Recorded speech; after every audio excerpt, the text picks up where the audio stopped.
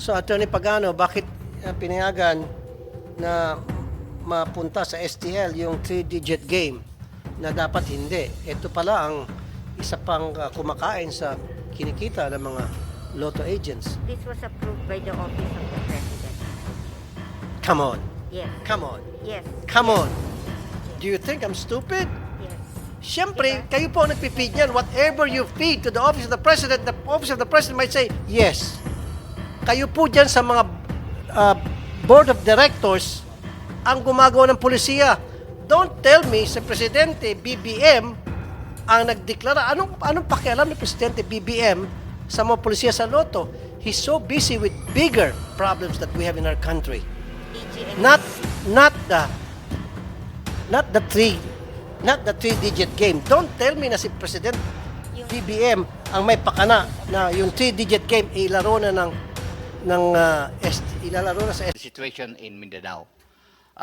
Mr. Chair, as far as there are two issues here that the lotto agents in Mindanao share with the lotto agents nationwide. The first one is on e-lotto. And many has been said already about the deficiencies of Pcso in obtaining the necessary requirements and procedures prior to the implementation. So we will leave that to the committee and for Pcso to rectify if there's what is needed to be corrected. But as far as the lotto agents concerned, we oppose e-lotto, Mr. Chair, because that will eventually wipe out us from business and lotto outlets will become useless and irrelevant. At nabanggit din po kanina ni Ma'am Clarissa Imperial or ni Mr. De Guzman, yung pagpasok ng STL, nabawasan din kayo ng... Yes, Mr. Chair. One of the reasons given by Pcso for the termination is because of the low sales. But in our situation in Mindanao, we are not to be blamed if ever our sales are down. Why? First, our service provider there, Pacific Online, it's the same provider for e-lotto.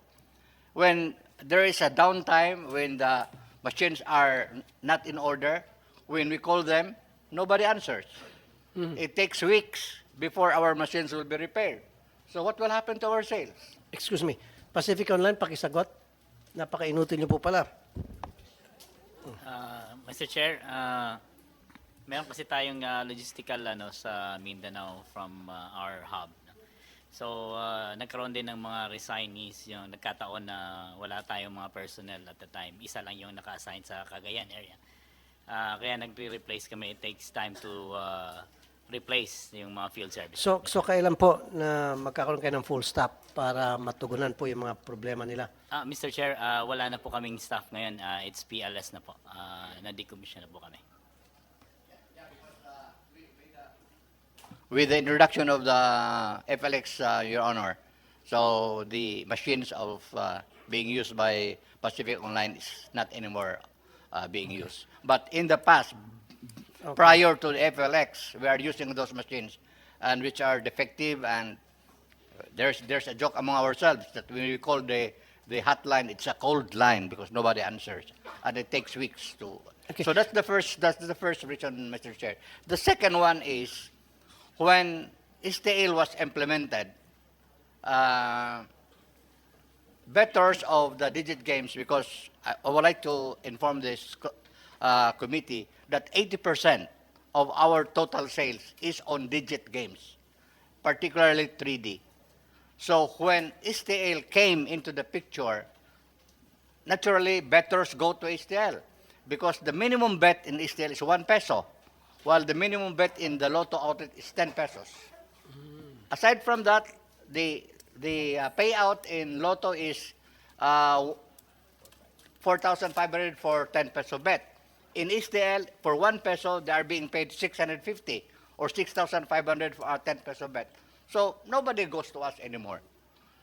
So, and then the third... So in short, Attorney Pagano, so hindi niyo po pwedeng sisihin yung mga operators ng lotto outlets nyo kung mababa yung sales nila dahil kayo mismo ang dahan-dahang pinapatay sila sa pamagitan ng paglagay ng STL.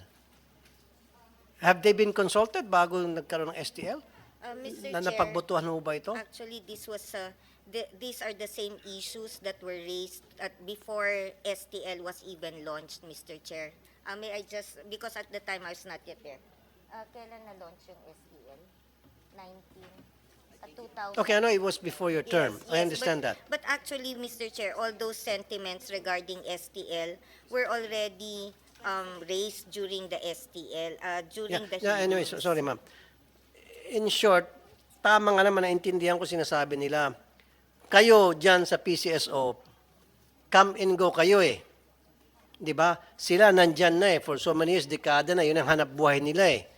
Kayo, darating kayo dyan, masisiga-sigaan, gagawa ng experimental na mga polisiya, tinatamaan sila dahil at hindi sila kinukonsulta. Dapat magkaroon mo lang kay paggala na konsultahin sila dahil sila nga ang nagpapayaman sa PCSO. Sila yung nagde-deliver ng pera sa PCSO. Sila yung mga kalabaw ng PCSO. And yet, pagdating ng oras, hindi sila kinukonsulta. Ang masaklap pa, sila pa ay pinaparusahan kapag low ang sales at napapasara.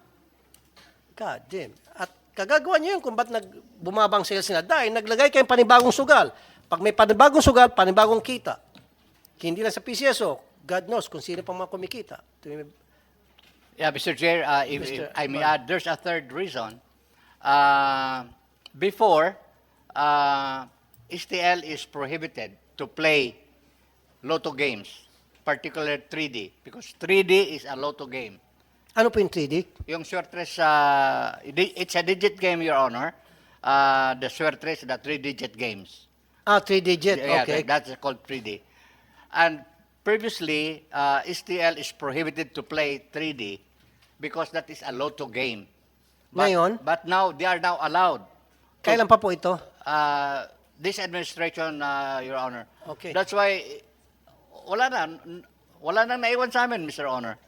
So, Attorney Pagano, bakit pinayagan na mapunta sa STL yung 3-digit game na dapat hindi? Ito pala ang isa pang kumakain sa kinikita ng mga lotto agents. This was approved by the Office of the President, Mr. Chair. Come on. Yes. Come on. Yes. Come yes, on. Do you think I'm stupid? Yes. Siyempre, kayo po ang nagpipid niyan. Whatever you feed to the Office of the President might say, yes. Kayo po dyan sa mga Board of Directors ang gumagawa ng polisiya. Don't tell me sa Presidente BBM ang nagdeklara. Anong pakialam ni Presidente BBM sa mga polisiya sa Lotto? He's so busy with bigger problems that we have in our country. AGM. Not the 3-digit game. Don't tell me na si President BBM ang may pakana na yung 3-digit game ilaro na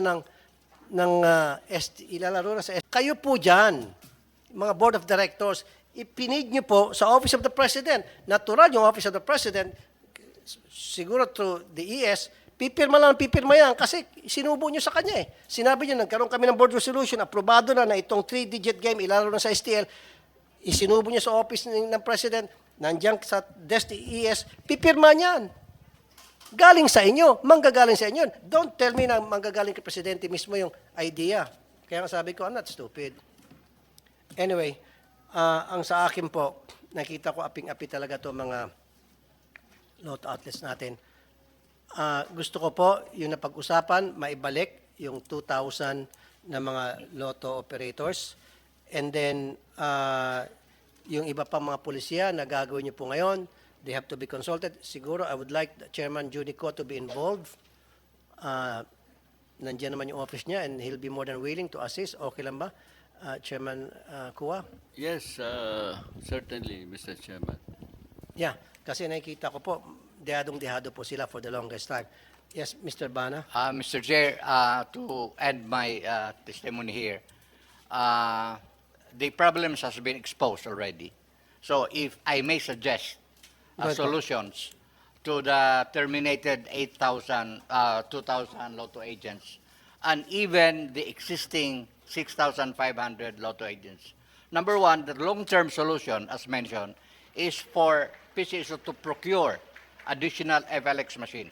But Ano po, additional? additional FLX machines, the present one that they are deploying to 6,500 lotto agents. So procure more, especially to be given to the 2,000. to the 2,000. Yun nga po ang sinasabi ni Attorney Pagano na it might take 6 to 8 months, right? Okay. Now, Okay sa inyo yun, 6 to 8 months.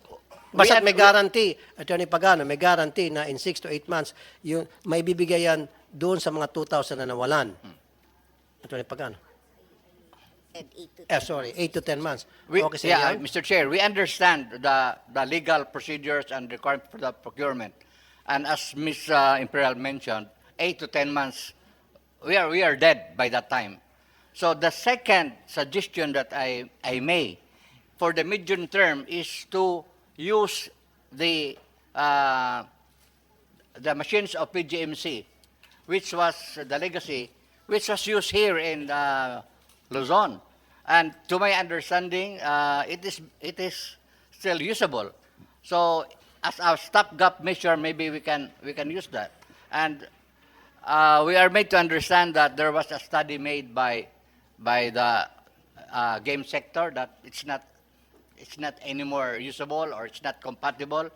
But I'm sorry to say this, but that is a self-serving statement. Let an independent entity check whether it can still be used, because we are willing. Now, of course, there will be problems because it's an old machine, but that is better than none. Okay? So, Okay, I would suggest okay, that... may suggestion po ako, ganito. Habang iniintay po yung 8 to 10 months na FLX machines, bakit hindi po muna natin paggamitin sila nitong legacy fixed terminal?